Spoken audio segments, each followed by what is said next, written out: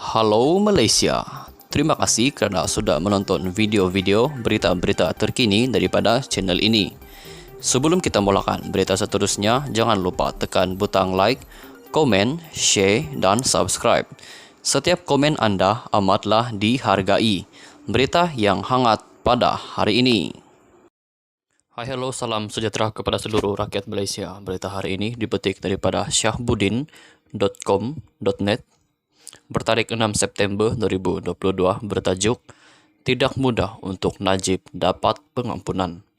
Berita penuh, Speaker Parlimen Azhar Azizan Harun semalam mengesahkan Najib Razak telah memfailkan petisyen bagi memohon pengampunan diraja atas pemenjaraan 12 tahun yang kini diterimanya. Sehubungan itu, katanya status Najib sebagai ahli Parlimen Pekan tidak terlucut dan kekal sehinggalah permohonan pengampunannya dibereskan. Tambah beliau, Najib hanya akan kehilangan statusnya sebagai ahli Parlimen Pekan sekiranya permohonan pengampunan diraja itu ditolak. Pemandangan petisi pengampunan telah difailkan oleh Najib di bawah Perkara 42 Perlembagaan Persekutuan pada 2 September 2022, yaitu dalam tempoh 14 hari dari tarikh keputusan Mahkamah Persekutuan, maka kuat kuasa kehilangan kelayakan beliau sebagai ahli parlimen hanya akan bermula sebaik sahaja petisi pengampunan itu dibereskan jika petisi ditolak. Ini bermakna status Najib sebagai ahli parlimen pekan pada masa ini tidak berubah dan akan hanya dimuktamadkan apabila petisi pengampunan itu dibereskan, katanya dalam satu kenyataan media. Dalam hal berkaitan, ramai yang bertanya, adakah ini bermakna Najib mungkin akan bebas dalam waktu terdekat ini? Sebagaimana termaktub dalam Perlembagaan Negara, petisi pengampunan hendaklah difailkan dalam tempoh 14 hari setelah Mahkamah paling tinggi yaitu Mahkamah Persekutuan membuat keputusannya, tetapi tiada had masa bila pengampunan itu mesti diberikan. Keputusan mengenainya akan diputuskan oleh lembaga pengampunan di mana yang di-Pertuan Agong adalah pengurusinya. Boleh jadi lembaga pengampunan hanya akan bersidang 2-3 tahun atau 5-6 tahun akan datang, tetapi memetik kenyataan bekas Peguam Negara Abu Talib Othman sebelum ini, pengampunan biasanya hanya diberikan setelah pesalah menjalani 2/3 daripada hukuman yang telah disabitkan. Ini bermakna dalam kes Najib tidak mungkin pengampunan diberikan dalam waktu yang terdekat ini kerana beliau belum pun sampai sebulan menjalani hukumannya. Jika tiba-tiba diampunkan dan diberi pembebasan, kesan buruknya ialah seolah-olah keputusan mahkamah yang mengekalkan hukuman 12 tahun penjara telah tidak dihormati. Sebarang keputusan berkaitan pengampunan oleh Agung juga bukan atas kapasiti baginda secara peribadi, tetapi melalui lembaga pengampunan yang turut dianggotai Perdana Menteri, Peguam Negara, Menteri di mana pesalah menjalani hukuman dan beberapa orang lagi yang dilantik oleh Agong. Di waktu yang sama juga, mahu tidak mahu, apa-apa keputusan tetap terikat dengan peruntukan undang-undang dan ketetapan perlembagaan negara. Jadi jangan risau atau bimbang dengan pemfailan petisi itu. Ia tidak menggambarkan pengampunan akan diberikan dalam waktu terdekat ini, atau dalam arti kata lain, Najib bakal dibebaskan tidak lama lagi. Cuma peruntukan perlembagaan menetapkan begitu, yaitu jika ingin memohon pengampunan diraja bagi mengelakkan status ahli parlimen terlucut, ia hendaklah dilakukan dalam tempoh 14 hari. Namun, lembaga pengampunan tidak terikat dengan tempo masa tertentu untuk memberi pengampunan atau membuat keputusannya. Berkaitan kes Najib khususnya memberi pengampunan diraja dalam waktu terdekat turut terhalang kerana beliau masih mempunyai 4 kes lagi yang sedang dibicarakan di mahkamah. 4 kes itu ialah penyelewengan RM2.3 bilion dana 1MDB, salah guna kuasa untuk meminda laporan audit, pecah amanah ke atas harta kerajaan Malaysia berjumlah RM6.6 bilion berkaitan bayaran kepada International Petroleum Investment Company IPIC, dan pengubahan wang haram melibatkan dana SRC sebanyak RM27 juta. Dalam hal ini, bagaimana lembaga pengampunan mahu memberi pengampunan jika Najib masih ada kes yang belum selesai lagi? Jika didapati bersalah lagi selepas ini dalam semua kes yang dihadapinya, sedangkan pengampunan hukuman berkaitan SRC International katalah sudah diberikan, apakah selepas itu lembaga pengampunan perlu memberi pengampunan sehingga 4 kali lagi kepada Najib? Lawaklah pula jadinya asyik-asyik kes Najib saja hendak diampunkan oleh Agong. Paling rasional lembaga pengampunan harus bersidang ialah setelah Najib selesai dalam semua kes mahkamahnya serta setelah menjalani sebahagian besar daripada tahun hukuman yang diterimanya. Atau jika mahu cepat, Najib mesti mengaku bersalah atas keempat-empat kesnya yang belum selesai itu, dan kemudian setelah semua hukuman dirangkumkan serta menjalani kehidupan di penjara selama beberapa tahun, ketika itu mungkin ada kewajaran untuk lembaga pengampunan memberi pengampunan terhadapnya. Tetapi sediakan Najib mengaku bersalah atas semua kes itu, yang ia dengan sendirinya bermakna beliau mengakui secara keseluruhan penglibatannya dalam skandal 1MDB.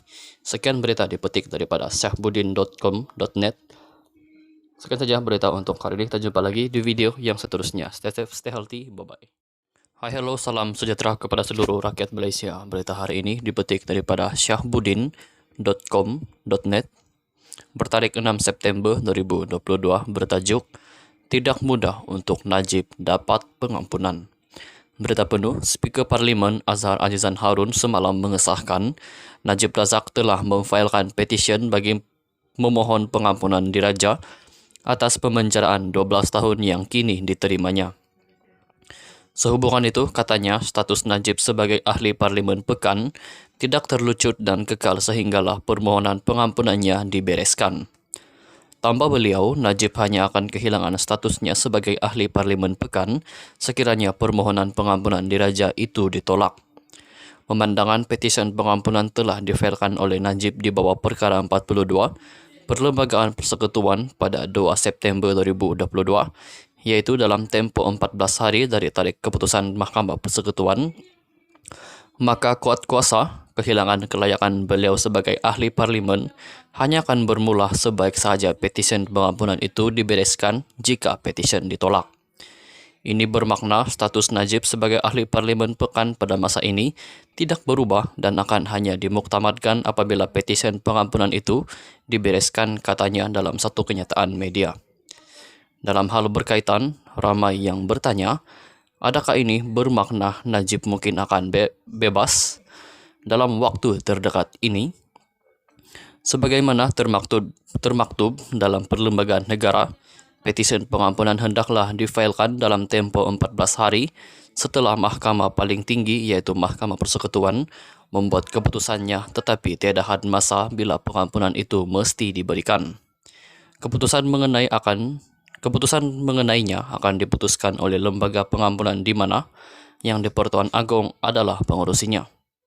Boleh jadi lembaga pengampunan hanya akan bersidang 2-3 tahun atau 5-6 tahun akan datang, tetapi memetik kenyataan bekas Peguam Negara Abu Talib Othman sebelum ini, pengampunan biasanya hanya diberikan setelah pesalah menjalani 2/3 daripada hukuman yang telah disabitkan.